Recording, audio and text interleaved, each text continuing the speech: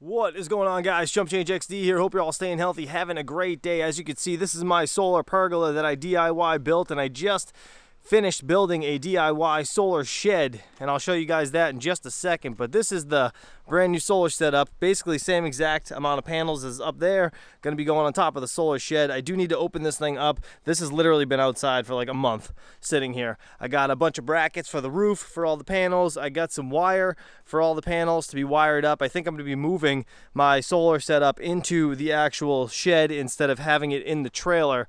And yeah, that's that. But I do need to get this thing opened up and make sure everything's good. Hopefully nothing's damaged. I did see one ding on this side. That's my only like real concern, but it's like super hard right here, so I'm assuming there's like some sort of protective cardboard, but we're gonna cut this thing up. But either way, just before we do that, let's see what I've been up to the last couple days buttoning up this solar shed, and then we'll get this thing opened up and everything brought into it.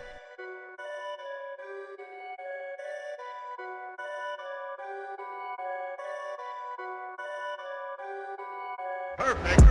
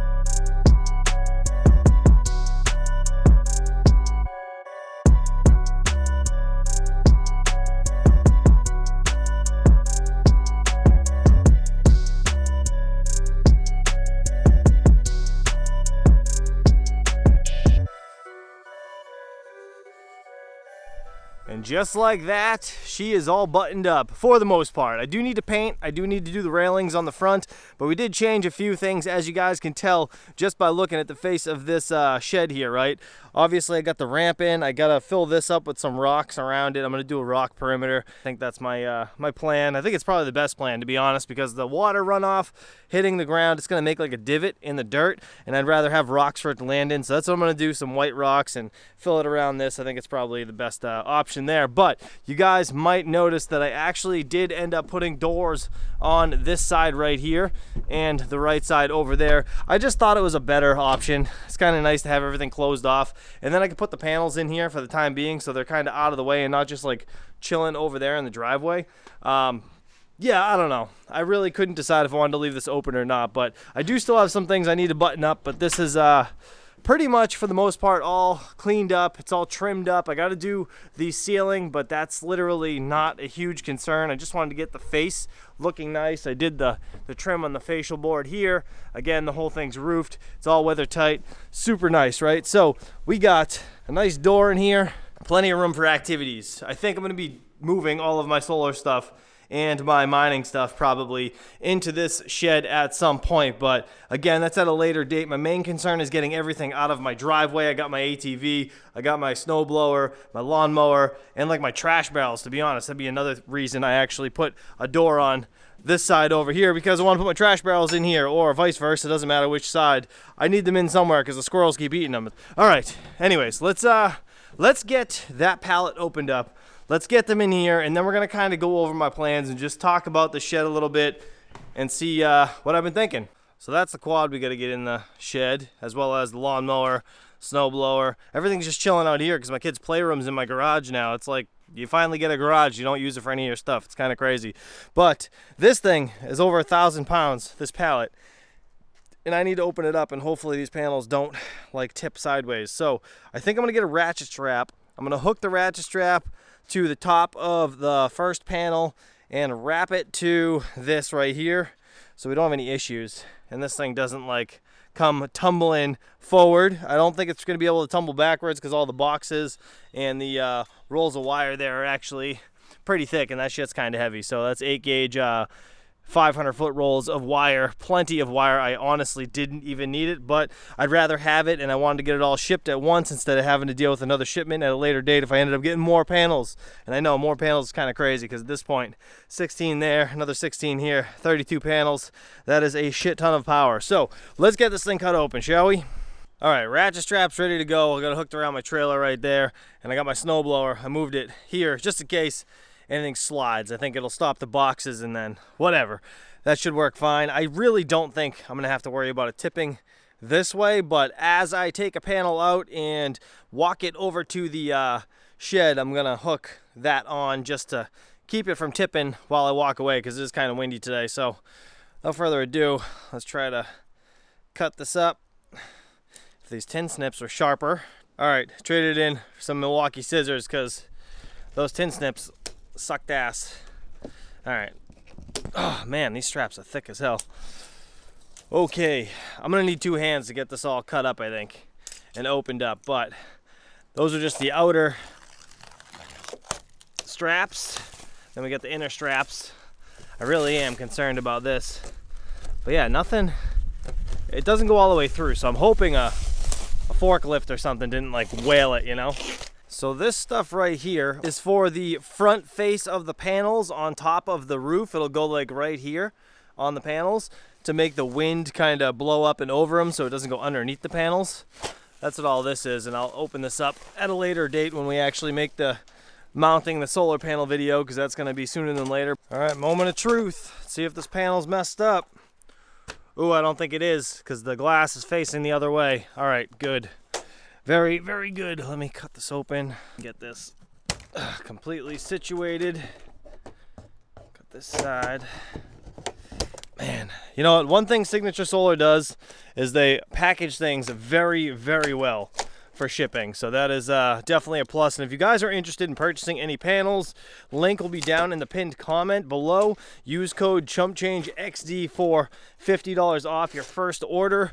And just know that I do appreciate you guys when you use my affiliate links. It does help the channel, and obviously lets me provide you guys with more content. So I really do appreciate it. But anyways, all right, that is good. Panel's good. Super happy. No damage. All right. So this is going to be the plan. I'm just going to take the ratchet strap and make sure I hook it like on the edge of the panel right before I walk away, carrying, you know, one at a time over to where they need to go, because these things are definitely not super light and they're giant and awkward, and there's a lot of tension on this last strap. So I'm going to pop this right now and we're going to see, hopefully nothing moves. I'm really hoping nothing moves.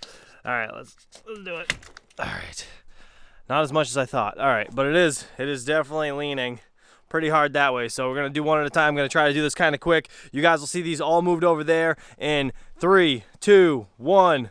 And just like that, they're all moved. That sucked ass, by the way. The wind started blowing so hard, I thought these were going to tip over on that pallet when I broke those straps. So I got the boxes in here. I got the 2 rolls of wire and the weather guard thing here for the face of the panels. And these are the brackets that go on the roof. So they look like 2-part brackets. I do have to get some black silicone of some sort, but if I'm not mistaken, it goes like this. So you end up running these lags down through the roof. There's a rubber seal there. You're supposed to fill that up with like a silicone roof sealant. So that's what I'm going to do, or like a tar type deal, caulking, right?